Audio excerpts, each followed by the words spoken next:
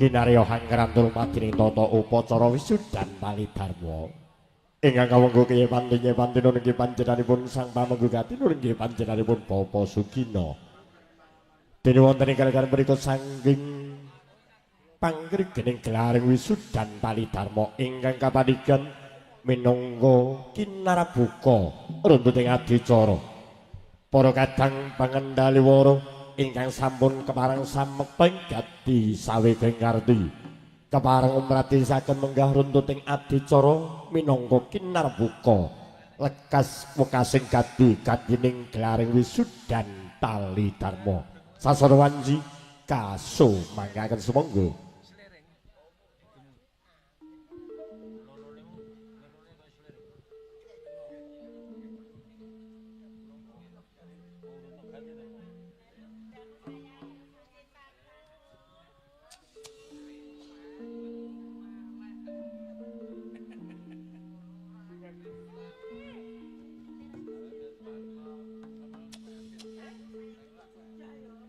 Dedeg tidem prapawaning ratri angebeki sasraning sasana papaman winenggu panjenenganipun ing tampi sagring pakurmatan panjenenganipun Bapak Ki Hadi Sugina miwah Ibu Rumiati kanthi pangucap bismillahirrahmanirrahim. Assalamualaikum warahmatullahi wabarakatuh. Salam Om Swastiastu Namo Buddhaya. Syekh rahmat tentrem rahayu mugi tansah kajiwa. Kasaluhan iku sageng prayagung tamu sadaya. Sinatan lumunduring sih nugraning Gusti Murbeng dumadi durga mendak kala serna. Sernaning angkara mahanani hayung tentrem rahayu niskala. Kadidi mongsa dipinilih Buddha jenar sinekalan saya kaping 17 Parwarsa 1150 tahun Jawi punten titaing Jawata kasih nganggo sora sangga ing bantala kaindran samudra Sisinanggung Prabowo sinebat asma inggih menika pakurmatan Bapak Hadi Sugina miwah Ibu Rumiati ingkang tansah kratik lumadring tata upada wisudan dauping pinargya putra pinanganten sarimbit retnaning Diahayu Rara Ambar Puspitasari inggih samangke keparangkat jatuh putra jalu saking panjenenganipun inggih menika pakurmatan Bapak Tugimin miwah Ibu Supami inggih asesilih Sang Binagus Aradianto wonten madaning sasana pepahaman keparenga manungku puja mring Gusti ingkang marga kawasa lumantar para kadang-kadang pangadi budaya campur sari manuhara pangkur ngrenas. Singgah singgah kala singgah pansu minggah durga kala sumingkir sinyah sirah sinyah suku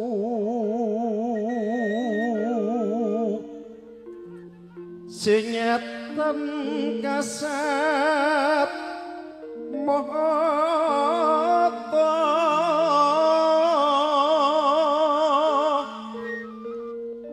singat tenggak singawulu singabau kabeh padha sumi ngira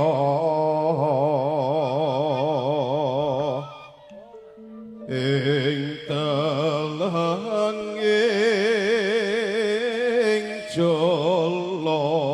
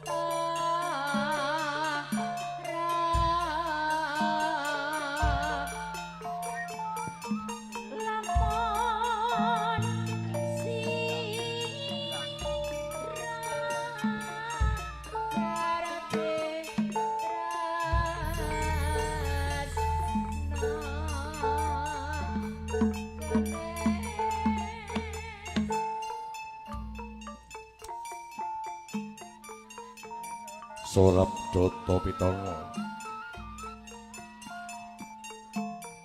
hanenggih ing nagaripun Biton kang kae dosa Purwa ega marang sawijining luwih dosa 10 Purwa marang kawitan nalika samono ana jroning Karang Pradesan Banyusri ana Pagrayan Agung Wisudan Talidharma kang adanan panjenenganipun Ki Hadi Sugino sekaliyan ingkang menika kawula Jogati prasaja kaparengaturaken rantaman tata cara gelar wisudan Talidharma ingkang pinengku badalipun Bapak Hadi Sugino sekaliyan kanthi anak pasaring tanggalih sarta sembah sugeng tunjuk panjenenganipun para peputra. Para penisepuh sesepuh Haji Sugeng Satu Hanggung mesti dumateng pepoyan ing kautaman ing pantes pinuwun. Para bogong pangban bating raja sabrang negaring datang kentap hangesti jejengating satu sing kakurmatan. Para halim salah para ulama datang kantun para pandita para wiku para biksu biksuni para suci ingkang satuhu luring budi para sarjana sujana susani bring sampun keparkanambu wahyu ning kasutan ning sadu pakapol datang kata lumen warga gung panjenenganipun Bapak Tugimin liwah Ibu Supami ingkang sadu pakapol para kadang muda taruna ing kantos sinudan songo setambah panjenenganipun para tamu Agung Putri ingkang Bakalingga murdaning akrab keparenga lek sami mugi tansah samya jaya-jaya wijayanti suwuh bastra tekaping ulah Darmastut sinajan lumandiring tata upacara piniji ing wanci siang taran dene kadi tata sing rahina kanggo nanting ati begono katon nomor wanci kanjeng anglo sang sitra semidatan semedul amung taranggono kang agrar gumlaraning cakra pinangka dipaningati nujari buta jenar pamutring sang pamangku ganti penjalipun Bapak Ki Hadi Sugino liwah Ibu Rumiat kepareng anggelar lampahing tata upacara wisudan kauping kinarja putra pinanganten saribut uyun kedaling pang badhe katur wonten kasihandika saking prayagung tamu sadaya saderengipun katur lampeng tata upacara ingkang sarta dapakaning paraga ingkang kepareng uyung hanyang guyung adeking paregyan wisudan palakrami sumangga nun para tamu wonten keparengipun sawetawis kula dherekaken manunggu puja astawa puja astu dikunjuk dhateng Gusti Purbaningrat nenggih kranagung barokah kang sarta rahmatipun saengga mahanani wonten ing kalodhangan rina menika panjenengan sadaya dalasan kula sami dipun keparengaken panggen kanthi wilujeng niskala ingkang sarta mugi lekasing sedya wisudaning temanten sarimbit Purwa madya wasana lumampah kanthi prayogi tebih saking panggoda kang sarta pangrencana kinantenan sesanti sura sedira jayane kangrak subrata tekating ulah Darmastut rantaman kadicara ingkang sembada rinakit rinancang dening para kula wangsa ingkang tumuli mboga sajuga kababar wonten pamadyaning pandhapi paregyan ing wanci rina menika ing antawisipun ingkang angka sepisan pambuka Doga Permadring tata-tata tandhaipun nulinggih swani perisang pinanganten putri kakaki manjing dhateng sasana Badra Yasa sawujane sang pinanganten yen putri wis kasembatan pinalenggah wonten ing kursi tengku daya-daya ingkang badhe lumadi tata cara tandhaipun nulinggih swanipun yoga pinanganten jalu kakali manjing dhateng madyaning pagelaran laju lambang tata upacara lung tinampen ori sang kinarga putra pinanganten jalu manjing utemadaning sasana sewaka Ryoga kinarya narpaka cundaka dharma ucar hamba barep pangandika tumantuk pamodha iki sang pamangku gati daya-daya katampi pamodha iki sang pamugati lumantar beyogung inggih kepareng winantu sagenging kagormatan panjenenganipun Ki Gantos Kaimin Sarjana Pawiyatan Islam ing badhe kinarya hanampi babaring pangandika pasrah kasumpul saking panjenenganipun Ki Hadi Sugino sekawan karo laju lembeng tata pacara wisudan dauping kinarga putra pinangan rumadaning sasana saka inggih kepareng hamrati desaken lambeng tata pacara wisudan panggih pangudi gambing panggalih tanunan panjenenganipun inggih menika pakurmatan Sang Pujangga Sembaka ya Sang Pujangga Wisuda panjenenganipun Ibu Hajah Damsini inggih wijil wingking saking Sanggarias Yulita Wedding Organizer inggih samangke pareng rumadi lambeng tata pacara rombongan kacar kucur bapa timbang kemul bujana sarta sengkeman laju lambeng tata pacara mangke kepareng lumadi lambeng tata pacara bubak kawah ing samangke pareng badhe kabrati Sang Pujangga Sembaka saya panjenenganipun Ibu Hajah Damsini Yulida Wedding Organizer lajeng mangke kabaring waosan pandonga arahayu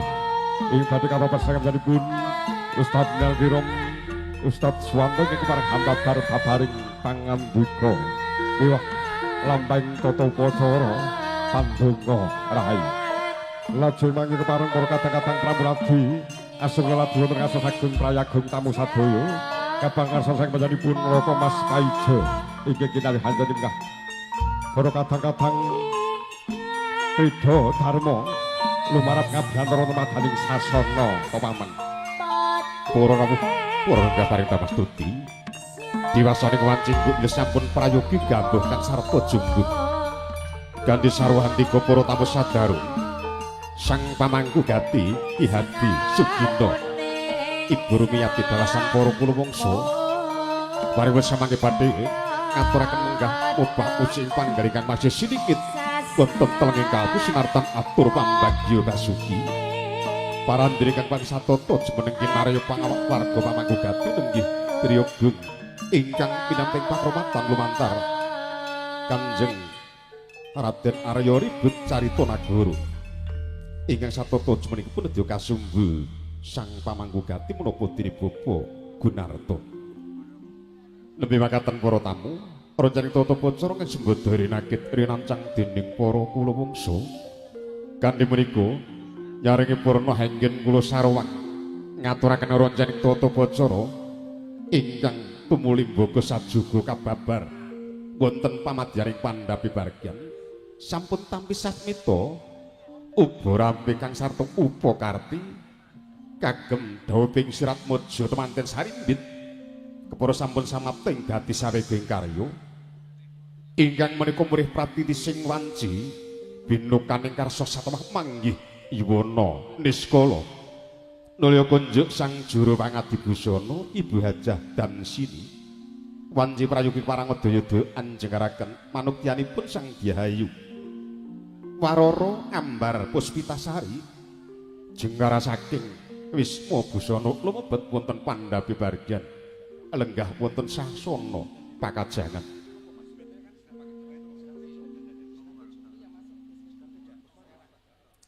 biwadha kepareng tumedhakipun sirat mojo temanten putri para tamu wonten pamadyaning pandhapi bargianing wanci rena menika gadhi wonten gonteng kang ambar yayah gandaning sekar kang amanca warna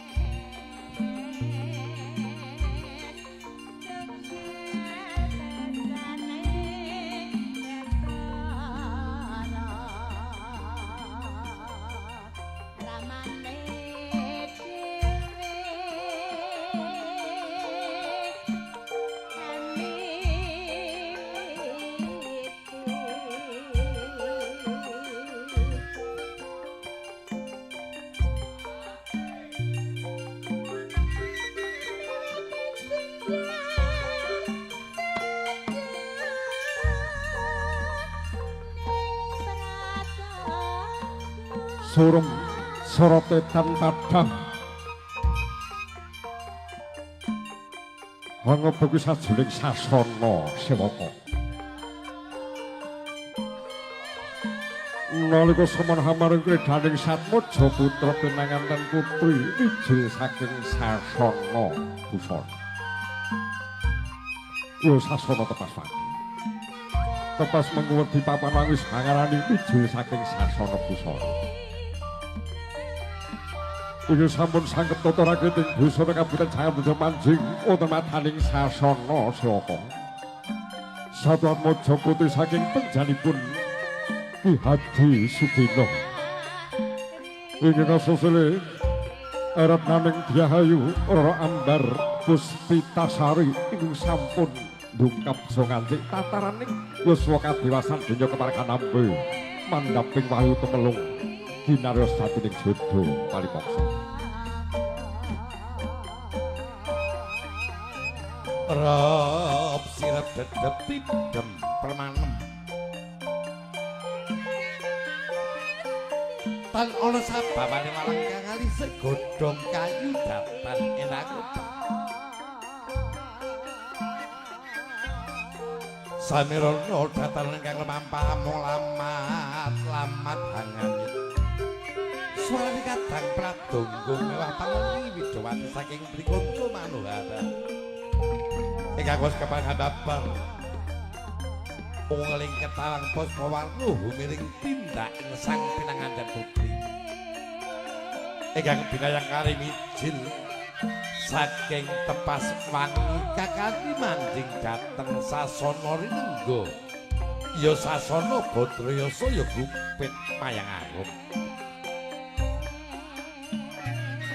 saksana sigra lun-lun manjum mangkah kang sarta lumaksana manukyanipun Sang Diahayu Rara Ambar Puspitasari panganten putri tuhu mustikaning manudya dasar ayu turta sulisting warna bebasan ayu datan bot cacat cinandra pindha widodari darat wiwit pucuk ing rikma nganti jejeboling prada prasasatan ana kanggo jiwa apa to tandane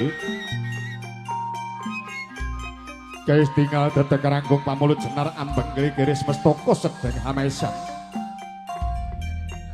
Arek momomak moyek nindra wela wilis lapun denuri prateng lentis atap nyorentep lir tinoto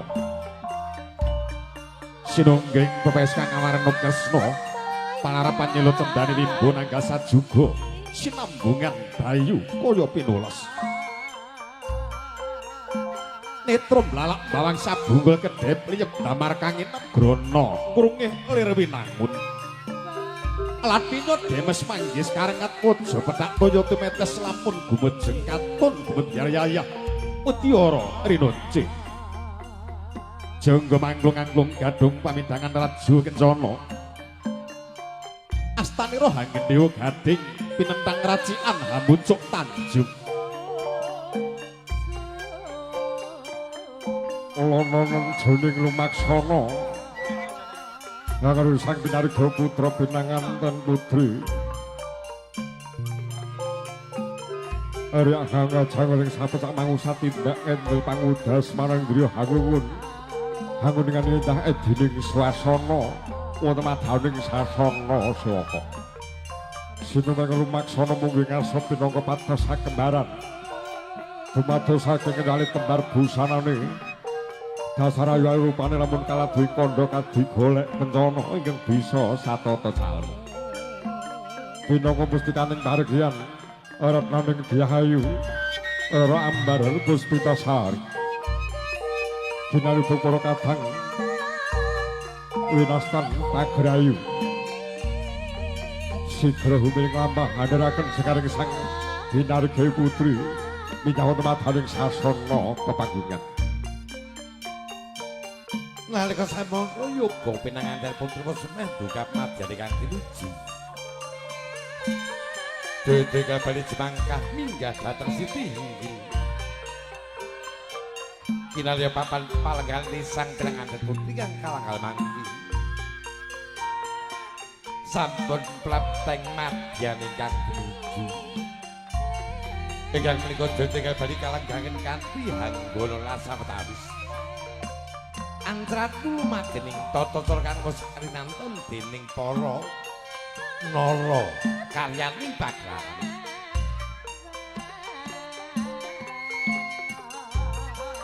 Mangkono pangudya marang Grekang Gatan kali jeling lati kadya kranto praptaning muda tumaruna kang kinarya dadya gandelang ning nala nenggih sirat mojo manten jalu.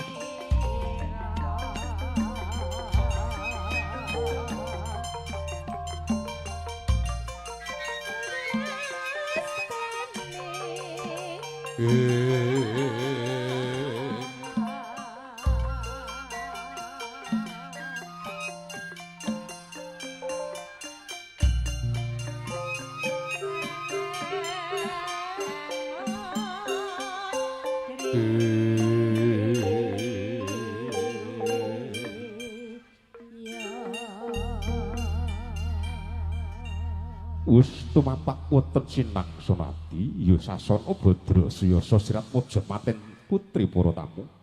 Keparingipun badhang rantu praptanipun muda tumaruna kang kinarya dadya gandelaning nala. Nggih sirat mojo temanten jalu. Ingkang menika jumenengan temanten jalu. Kepareng kasarira sang narepa Jandaka Darma Wicara lumantar Bapa Sumarlin kang masih cumandhak wonten dalem pareman saksana sigra ginelak kang sami lumaksana ya kakande manjing wonten wiwara pandhapi barjan biwadha kepareng tindaknya sirat mojo temanten jalu kalamun cinandra kadya binayang kare kang sami lumaksana.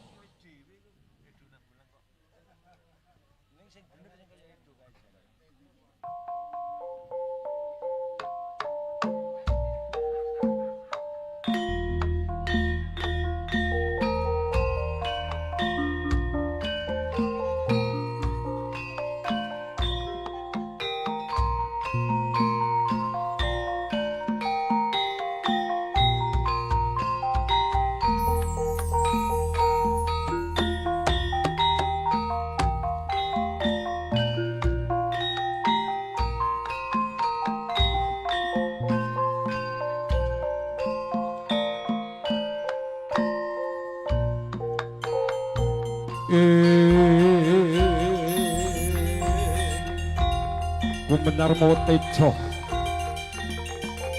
kantar-kantar mawa Prabowo prabawaning sang sawandana lumaksana sigra jumanges sang sasana pareman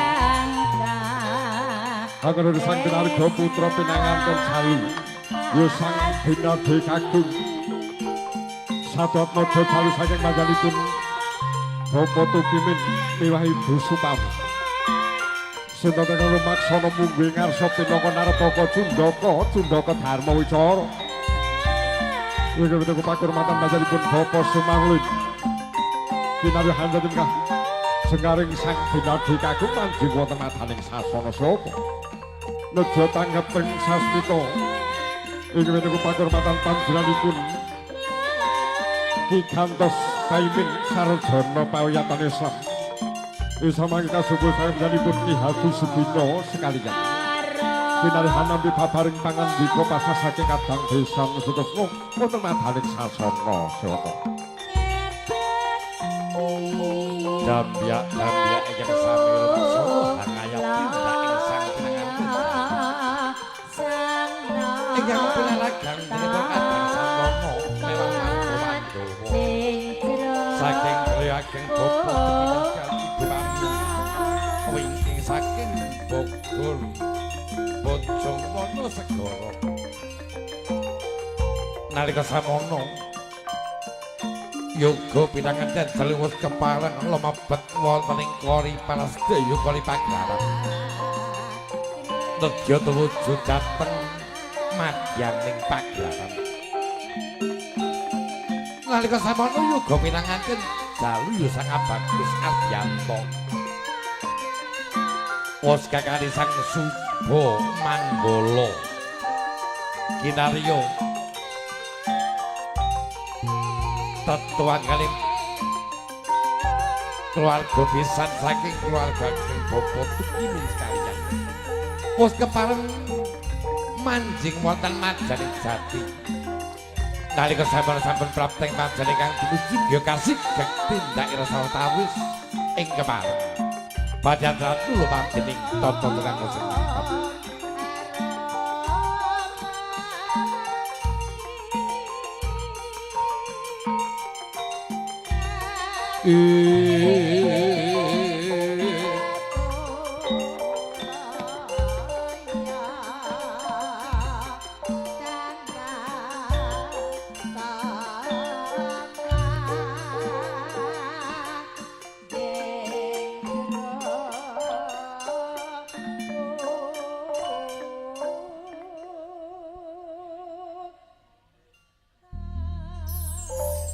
Rancak pangembating pakarayan jumenengan temanten jalu para tamu kawruyan.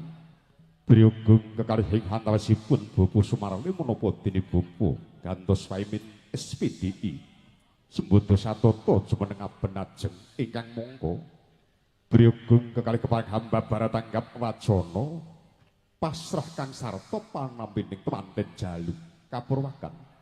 Biyo sing pangandika pasrah saking kadang pisan sutresna lumantar Sang Narpa Cundaka Darma Wicara kinempanan Bapa Sumarlin ingkang menika rahayining sedya tumuli kula aturaken sumangga nuwun.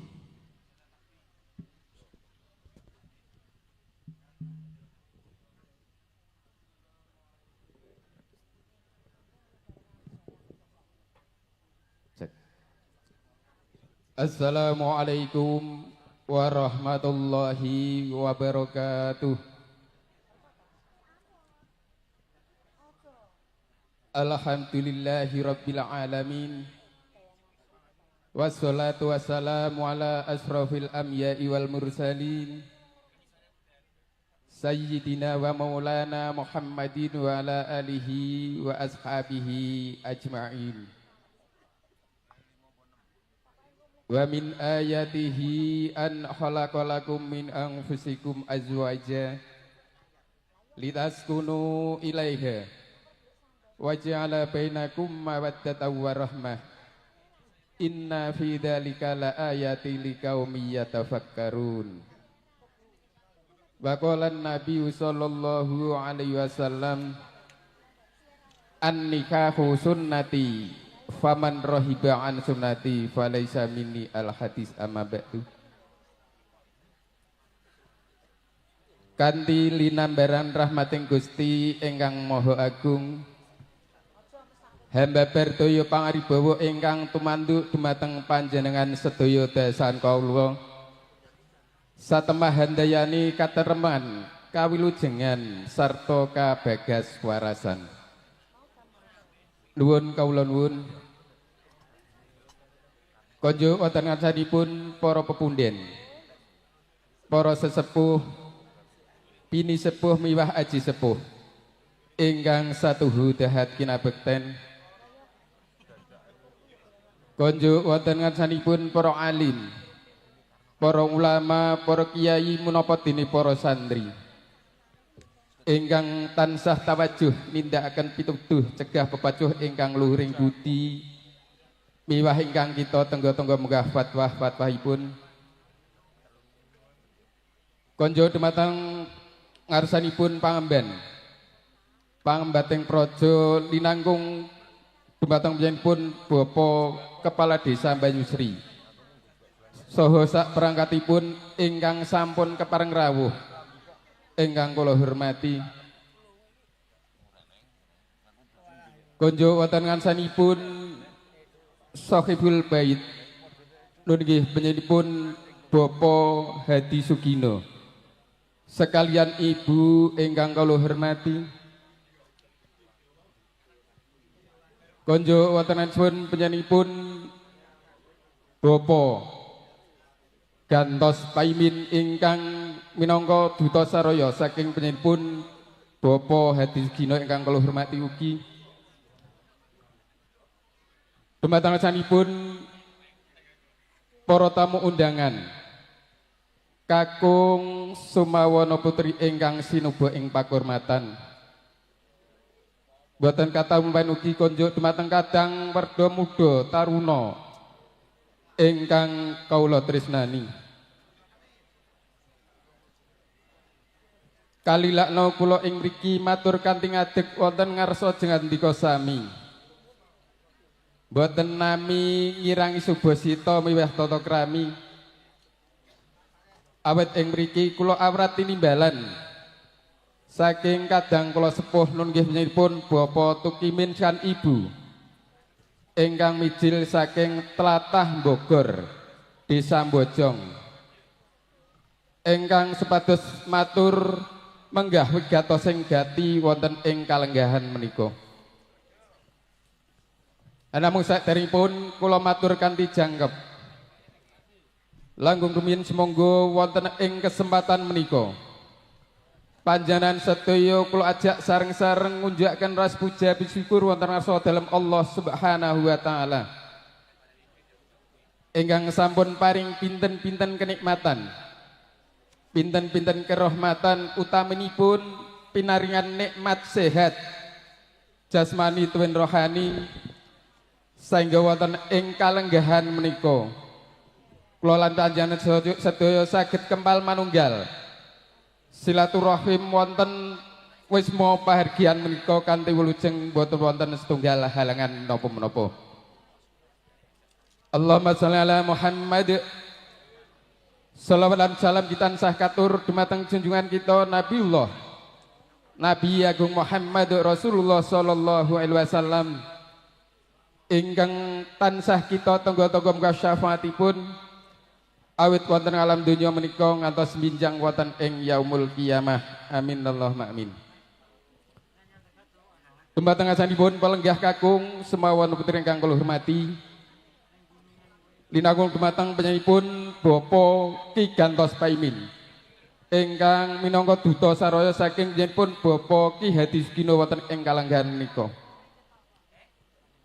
Saraning saking pun kadang kula sepuh Bapak Tukimin Sian Garmo wonten ing kalenggahan menika mboten kuwahi matur pribadi inggih awit saking bombong bebek bingeng manah sehingga miji dumateng pribadi kula ingkang supados matur ngaturaken menggah wigatos sing gati marak sowan wonten ing kalenggahan menika.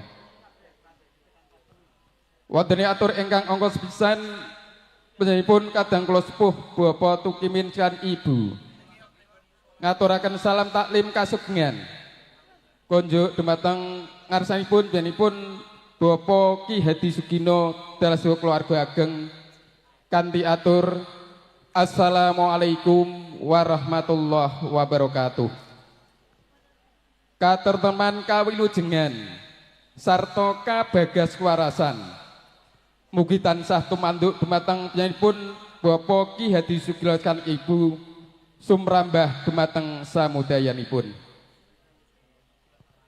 Wondene atur ingkang angka kalih sarening putra kakungipun saking panjenenganipun Bapak Tukimin kan Ibu ingkang asmapun Nak Mas Bagus Ardianto sampun hang lampahi ijab saha kabul kaliyan putra putrinipun panjenenganipun Ki Hadi Sugino ingkang asmapun Roro Ayu Ambar Puspitasari bilih ijab sapa kabul sampun lumambah rikala wau enjang antawis tabuh songo pikantuk doa restu dumateng kalenggan sekalian bilih lampahipun ijab saha kabul manggih rayu lujeng boten wonten setunggal halangan menapa-menapa. Awit saking menika sowanipun kadang kula sepuh panjenenganipun Bapak Tukimin sekali Bu wonten ing kalenggan menika ingkang kadherekaken saking sedaya keluarga ageng ngaturaken putra kakungipun pun Nak Mas Bagus Ardianto kanthi ihrar bismillahirrahmanirrahim pun putra kakungipun panjenenganipun kadang kula sepuh Bapak Tukimin Ibu Nak Mas Bagus Ardianto kawula aturaken wonten ngasanipun panjenenganipun Bapak Hadi Sugino ing mbok bilih segala sedaya sampun seperti ing gati Mugi enggal kapanggihna miturut adat widi-widana ingkang lumampah wonten ing padukuhan Banyusri wonten ing kalenggahan menika. Namung saking kadang kula sepuh Bapak Tukimin kan Ibu saha sedaya pengarak pengiyapun. Namung badhe hangestreni lan ugi paring donga pamuji. Mugi-mugi lampahipun panggihipun temanten kekalih saged manggih rayu lujeng boten wonten setunggal halangan menapa-menapa lan ugi mugi-mugi anggenipun hang lampahi beberan agung wonten ing madyaning masyarakat menika tansah manggih ayem tentrem atut runtut rahayu ingkang tinuju bahagia mulya ingkang sinetya.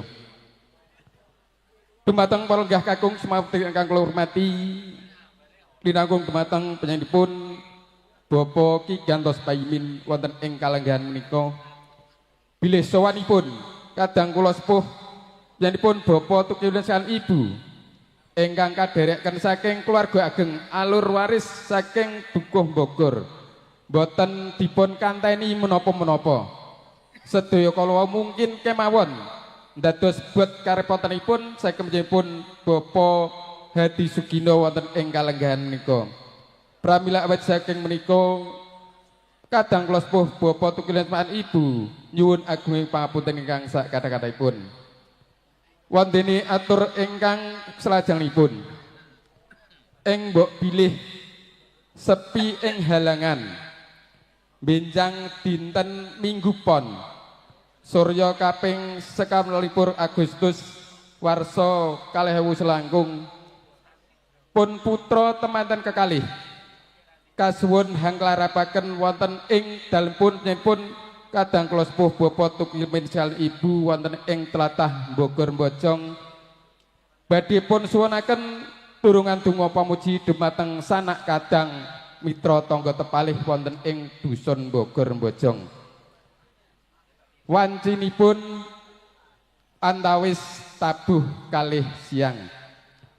Dumateng palenggah kakung sumantri ingkang kula hormati, linangkung dumateng pun Bapak Ki Gantos Paimin wonten ing kalenggahan menika mekaten menggah atur ingkang saged kula aturaken minangka sulih salira saking kadang kula sepuh Bapak Tukimin sekali Ibu ing mbok pilih anggen kala matur kathah klenta-klentunipun atur kula kawula pribadi nyuwun agunging pangapunten ingkang sak kathah-kathahipun saking kula akhiri billahi taufik wal hidayah wal takum minkum. Assalamualaikum warahmatullahi wabarakatuh. Kanthi cetha trawaca mewah wicaksana. Babaring pamasrah saking panjenenganipun Bapak Sumarlin. Kinarya susulih saking panjenenganipun Bapak Tukimin sekalian sampun ndonga paripurna. Daya tirangkapan saking panjenenganipun Ki Gantos Paimin SPDI. Kinarya pangawak saking panjenenganipun Ki Hadi Sugino sekalian. Ingkang menika katur Ki Gantos Paimin SPDI babaring waluyan sawetahipun kasumanggaaken sumangga nuwun. Assalamualaikum warahmatullahi wabarakatuh. Para piti sepuh sesepuh ingkang satu kirabekten, para rawuh kakung miwah putri ingkang samya suka pacu. Matur gunging panuwun ingkang tanpa pepindhan ingkang minangka sundakane atur panjenenganipun Bapak Tukimin kadang kula Bapak Sumarlin. Kanthi atur pangandikan panjenenganipun Bapak Sumarlin triwilangan ingkang wigatos ingkang sepisan atur pangandikan salam taklim katur Bapak Hadi Sugino kanthi wasilah Waalaikumsalam warahmatullahi wabarakatuh. Menggah wigatosipun ingkang kaping kalih atur pangandikan pasrah temanten jalu saking panjenenganipun Bapak Tukimin pramila rikalenggan rahina menika Kula ingkang minangka talanging basa saking kadang kula Hadi Sugindo sekalian Ibu. Kula tampi atur pangandikan panjenengan lumantar panjenenganipun Bapak Sumarlin katur dumateng Bapak Hadi Sugindo sekalian Ibu. Menggah ingkang pungkasan sagung para rawuh kakung miwah putri. Mbok bilih boten wonten pambengkan. Benjang minggu kliwon 24 Agustus kalih ewu selangkung. Temanten sarimbit badhe kasowanaken wonten ing wewengkon Bogor.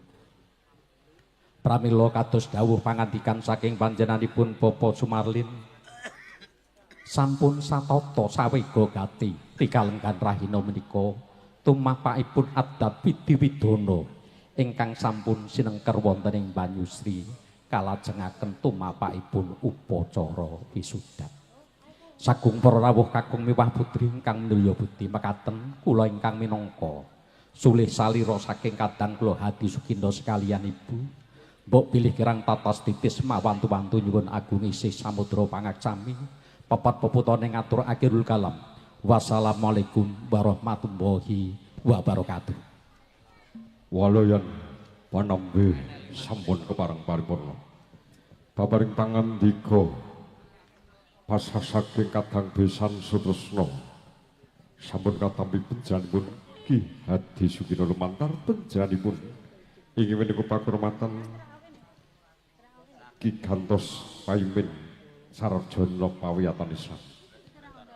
Laju lampahing tata upacara wisudan dauping kinarga putra pinanganten sarimbit ingkang menika mangke kunjuk panjenenganipun inggih menika pakurmatan Sang Pujangga Sembagaya Sang Pujangga wisuda panjenenganipun Ibu Hajah Damsini kasun samapting hati saking aryu keparham prati sang lampahing tata upacara wisudan dauping kinarga putra pinanganten sarimbit.